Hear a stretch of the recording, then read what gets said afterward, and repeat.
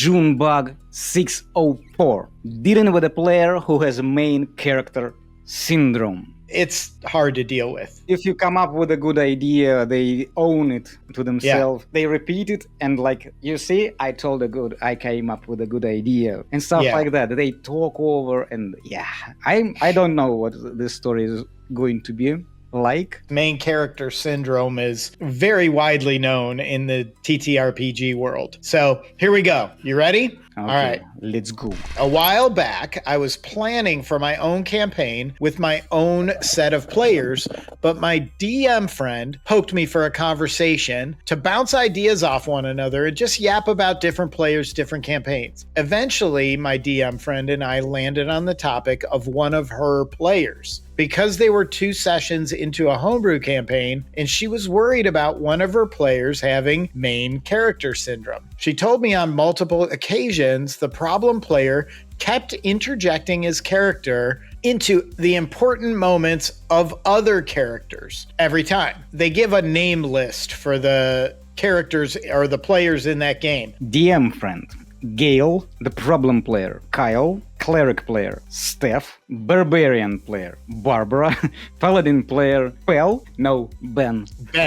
They did a good job of naming these players, right? Like Kyle is the problem player. I don't know if it is where you are. A male Karen in America is Kyle. Is it Kyle? Yeah. I thought that in America, male Karen is Kyle. Oh. At least some people say that. But I think that Kyle is the main character for this story. So he wanted to be the main character. I think that for this video, he is going to be the main character. For sure. This is the only name you want to remember. Might help to know that the DM is Gale, because there's probably going to be some conflict between the two of them. So let's go.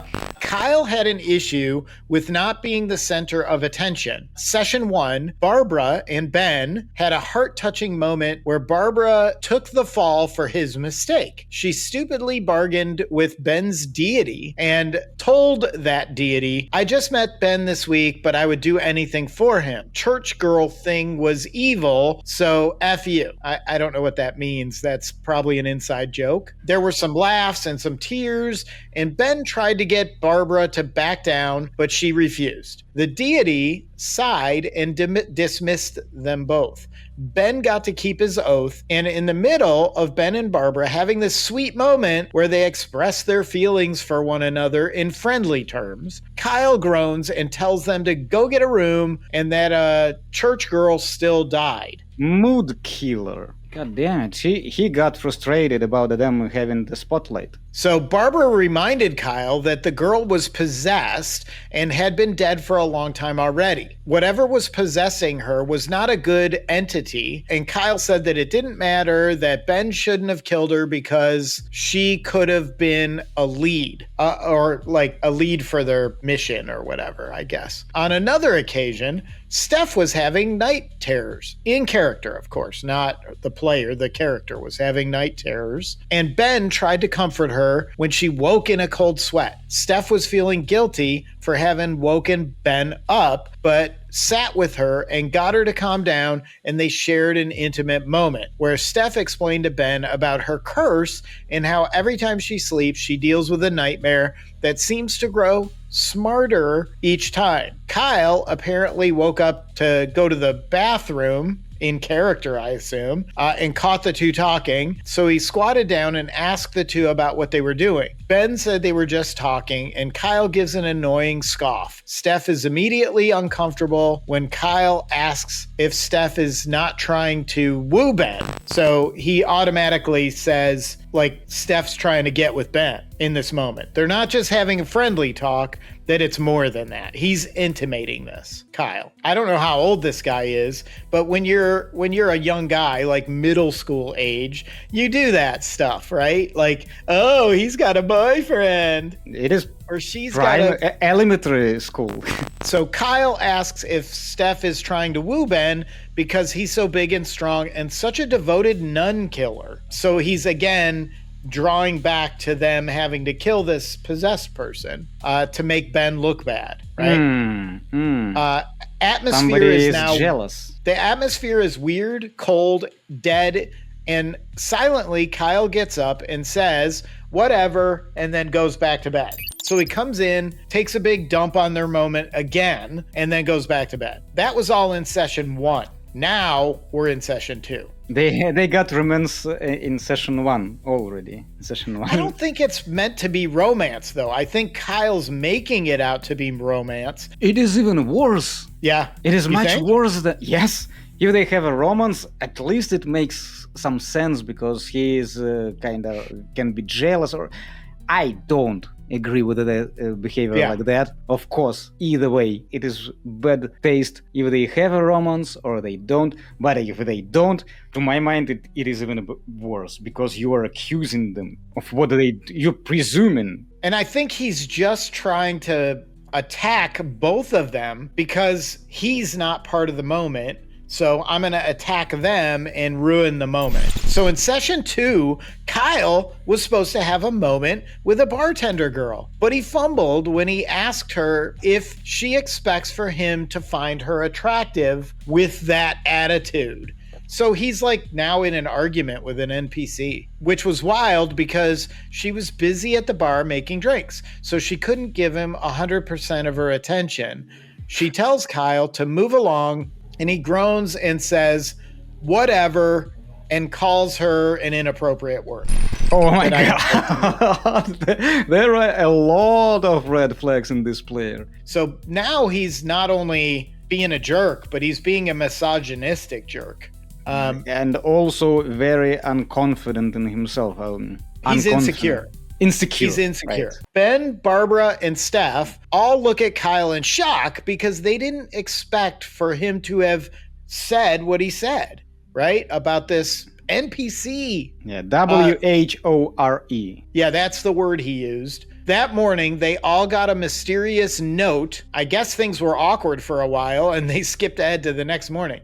They all got a mysterious note saying, if you want to know more, find Vinewood at the Wine Tavern. She'll tell you more with the right questions. The bartender's name was learned through a drunk person in the bar who, when they entered the tavern, told the group, if you want a drink, talk to Valerie. So Ben asks who, wanting a more precise answer. The drunk answers Valerie Vinewood, the bartender today. So Vinewood is who they're supposed to talk to. So clearly they figured out who they're supposed to talk to. Kyle continued to mess up their moment with Valerie, and only when they got her to answer questions was Barbara pulling through by it's weirdly worded, but I think what they're saying is Barbara had to intervene and compliment Valerie's hair to get her to trust them and tell them the information. Valerie invited Barbara and Barbara only to the back room, but Barbara insisted Steph come with her. The girls can talk, and Valerie was okay with it, so with a successful persuasion roll. Kyle and Ben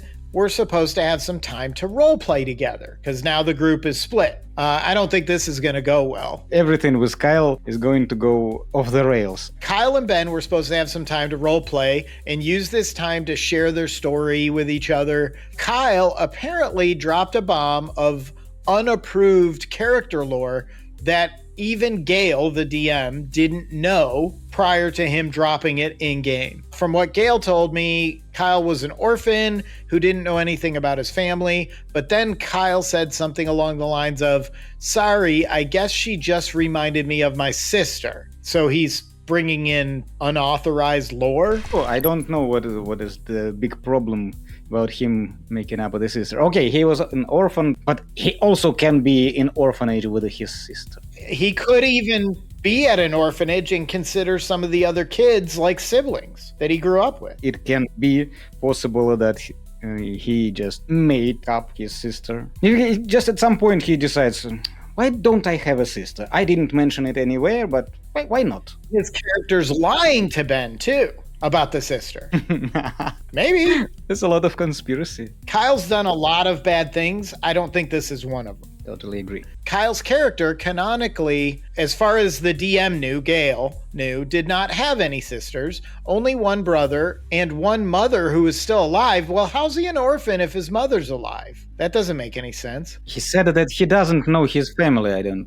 at some point? Yeah, it said he didn't know his family and he grew up in an orphanage, but now the DM's agreeing that he has a brother and a mother who's alive. And he also knows his deceased father. So Ben played along with this because he didn't know about Kyle's background.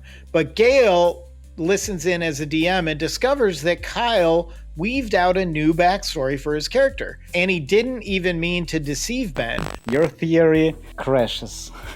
That he was lying? Yeah. It was a good one, but didn't. I like twists like that in the game.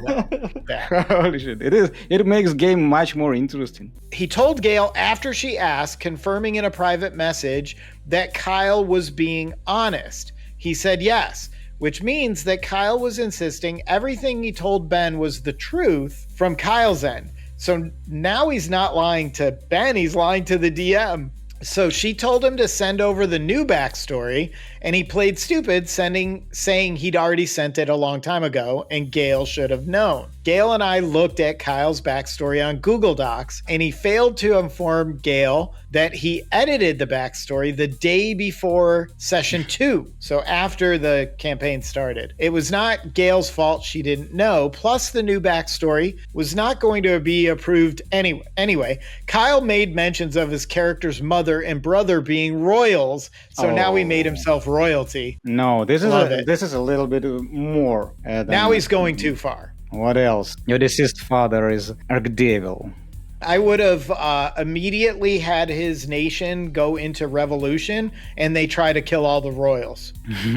So long, sucker. You're now hunted. Roll up a new character. Here we go. Gale promptly talked to Kyle to keep his old backstory, and thankfully she's smart, so she had it saved as a copy and downloaded to her tablet. You can also go into history and grab it in Google Doc. She flipped through the player backstory content through the tablet. She handed Kyle back his old original backstory, and Kyle expressed how it just didn't fit his character anymore. Gale informed Kyle that she doesn't do last minute changes that are extremely last minute. Kyle leaves it at that and is frustrated. So she comes to me in chat hoping to get her mind off Kyle and asks if I'd like to be a guest player for a few sessions. And I said yes, because I've done that a few times before. I usually play a character who can come and go, like a camp companion or somebody like that. So we get to session 3. All of this drama is happening in the first 2 sessions. That's insane. This is intense. This is more drama than I have in whole campaign. Lucky you. Session 3. Why didn't they kick him out? I don't know if I would have kicked him out at this point. So session 3 comes. I got to experience Kyle ruining everyone's chances at talking to an NPC, any NPC, always butting in, and no matter how often Gale told him to shut up so she could hear Steph, Ben, or Barbara, Kyle would throw a tantrum and then mutter women under his breath. So now he's being a misogynist out of character. During a session break, because session 3 ended up lasting 10 hours. Whoa. No, this is some serious D&D. They need sleep. We took a break after 4 hours and 45 minutes. Gale and I hopped into a private voice chat, and I told her that Kyle is not allowed to act like that because that's major main character syndrome. That's worse than main character syndrome. He's now like blasting them because they're female when he doesn't get his way. That's not main character syndrome. That's just bad behavior. I can sometimes tell that as a joke, like when women start chatting, and I went like, "Hey, excuse me, hey, whoa," and I can stand like that and say, "Oh, those hands, co." If everybody's on board with it, but I think he's not using it in that way. He's using it as derogatory when he doesn't get his way. It does seem like that. He was talking over other players. Yeah. This is. Yeah. I'm more mad about that than him muttering to himself, "I'm women." Yeah. Like an old goblin. Even when they call him out for being a jerk, he finds a way to make it all about him. His character is not the main character, and he's making it difficult for the entire group to do anything with NPCs or themselves, because I caught a rather sweet moment between Barbara and Steph where they were talking about what their ideal pet is, and Kyle blurts out, "Anything but a cat, I hate cats." Maybe he has allergy. Nobody cares if you like cats. Oh, he wasn't in the conversation, right? No. It was a conversation between the two of them, and he butted in to talk about how he hates cats. Of course, Steph, Barbara, and Ben turned to look at Kyle in utter confusion.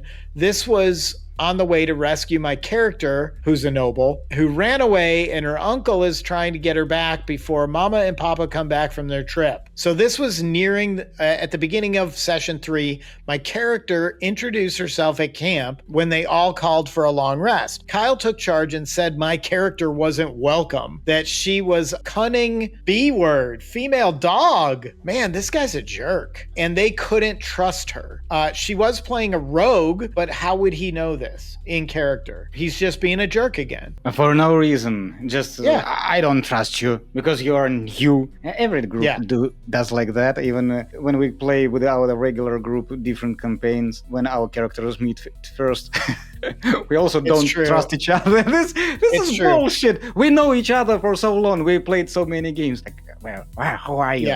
What's your intentions?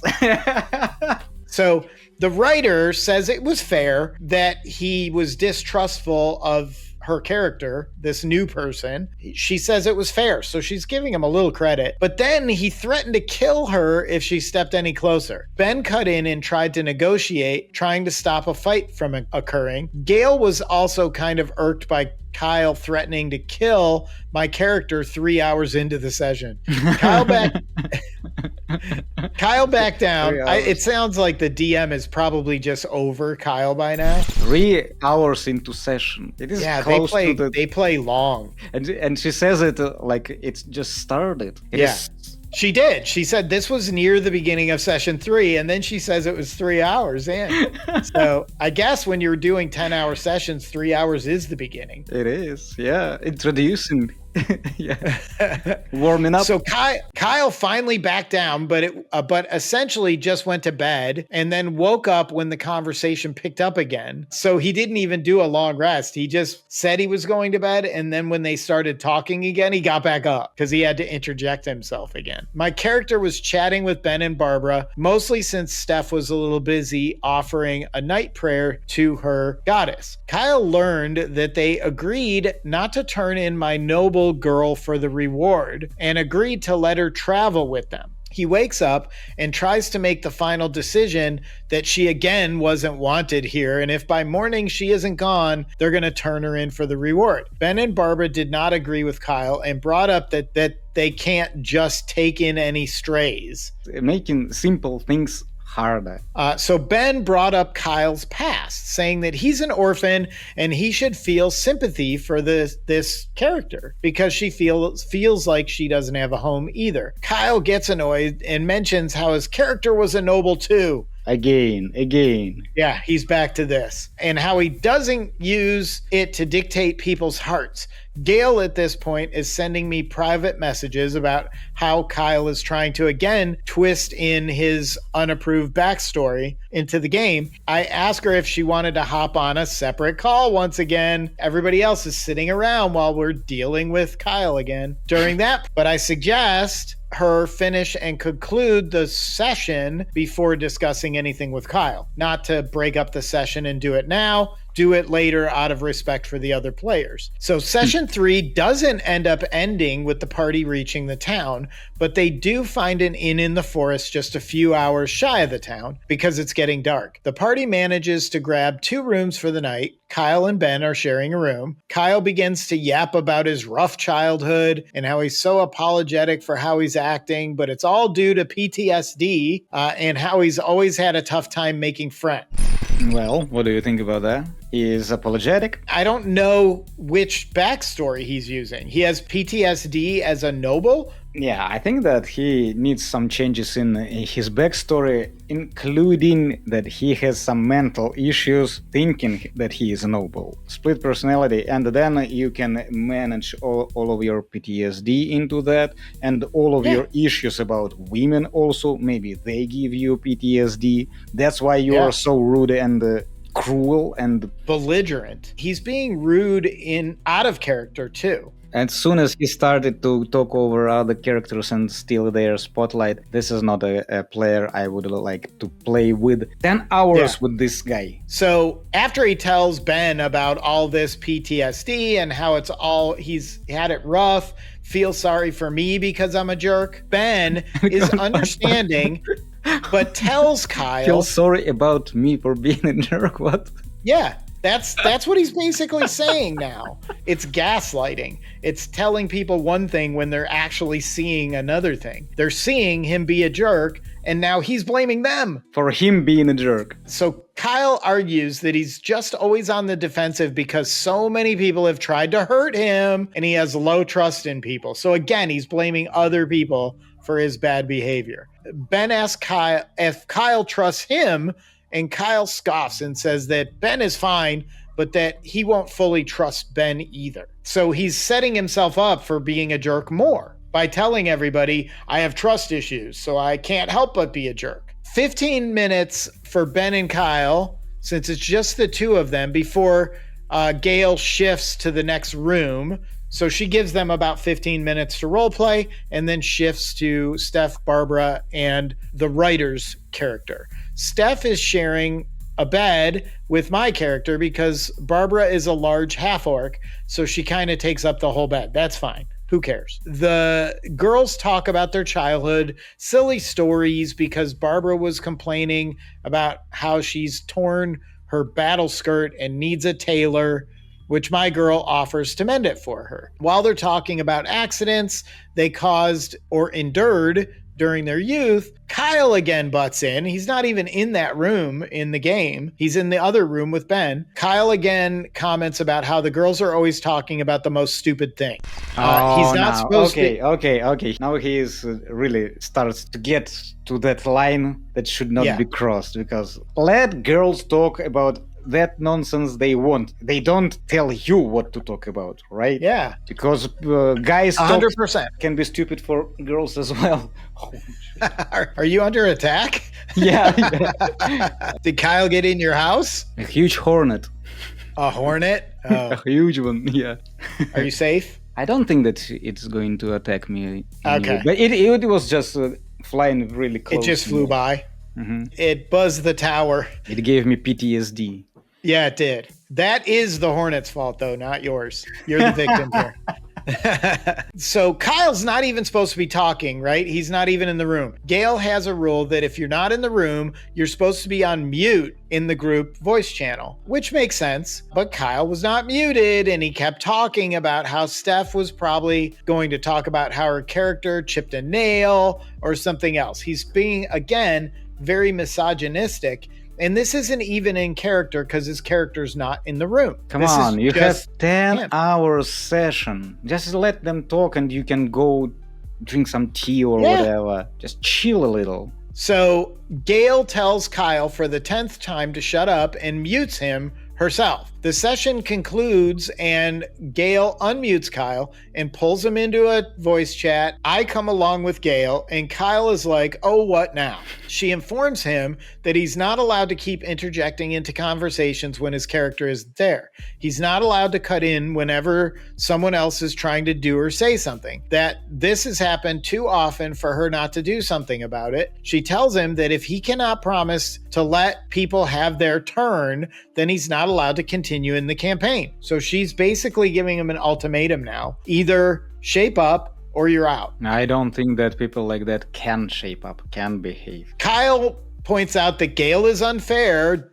as a DM because she doesn't give him a chance to do anything. It's always about the others, and he never gets a chance to play his character the way he wants to. Maybe that's also true. We don't see Kyle doing anything. It sounds like every time he's more interested in butting into everybody else's stuff than doing his own, at least from what we've seen. At least from what we've seen, yeah. But maybe they really don't let him play at all, and he gets frustrated about them talking about random things that don't move the plot further. I mean, he just had a moment with just him and Ben. 15 minutes long, and nobody interrupted, and now the girls are having their moment and he's got to be interrupting constantly. Think about it. If this guy is this much of a jerk all the time, maybe the DM does exclude him a little bit just because she's afraid when she includes him that it's going to blow up. That's what I thought, and yes, bias. It's understandable bias, but he may be right to a certain degree. So Gail argues that she gave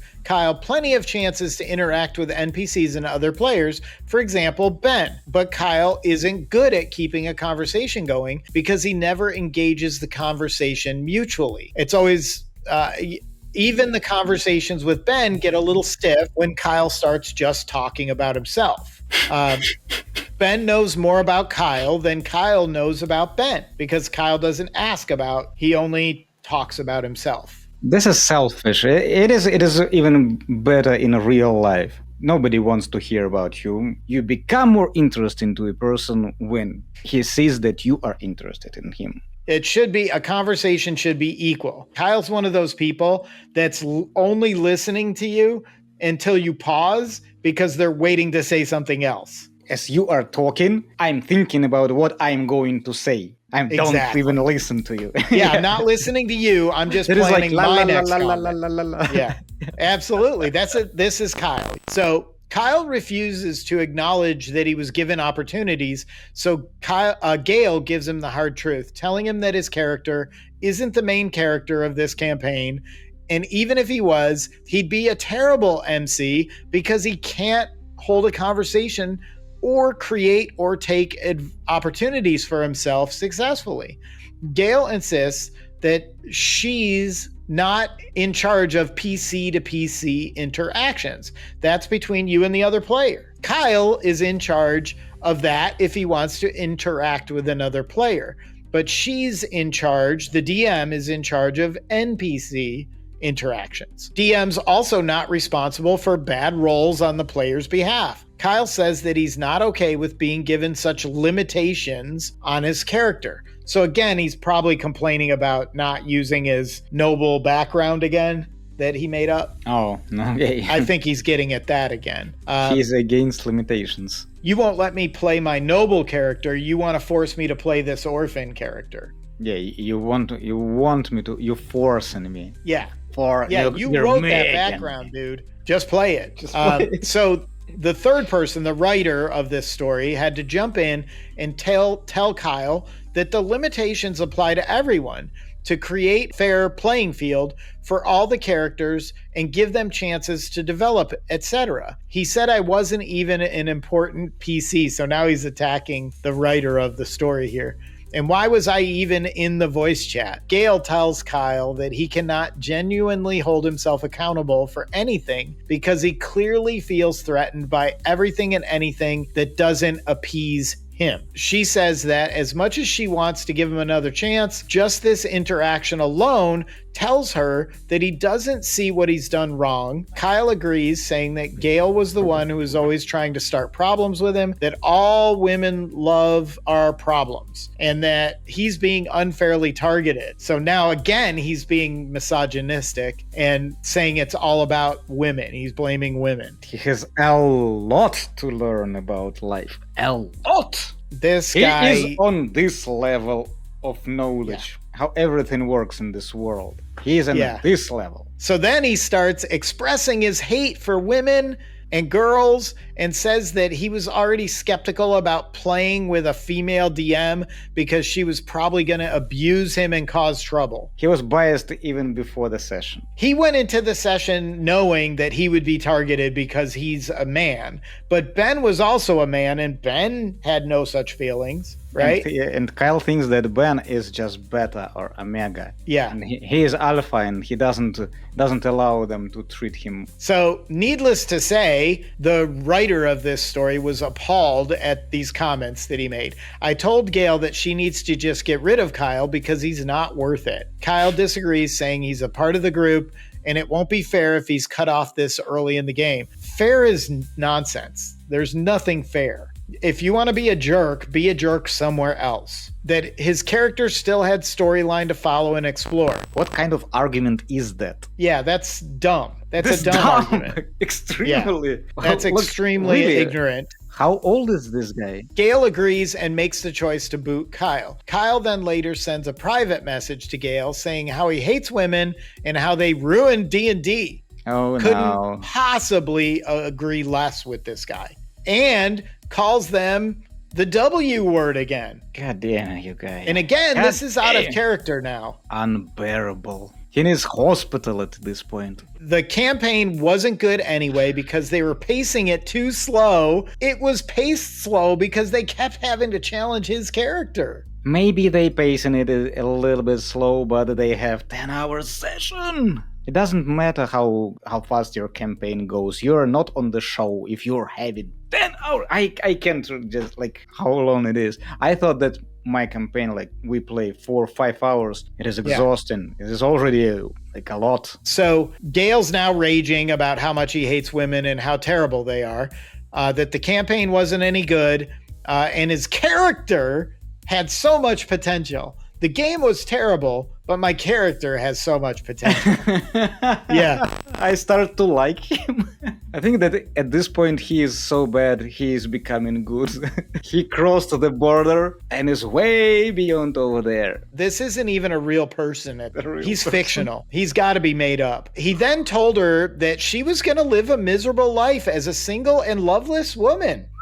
Yeah, this guy is such a jerk because no guy would want her. She should just feel lucky that this guy doesn't want her, because if Kyle wanted her, that would be terrifying. Gail has a girlfriend of 10 years. So they were both gamer girls who dated all the way back in high school. Gail was introduced to D&D by her girlfriend. This was an experience I had with a problematic and bigoted player who had main character syndrome. I didn't get to experience the full 3 sessions of idiocy, but I heard enough and got to experience 1 session of the horror.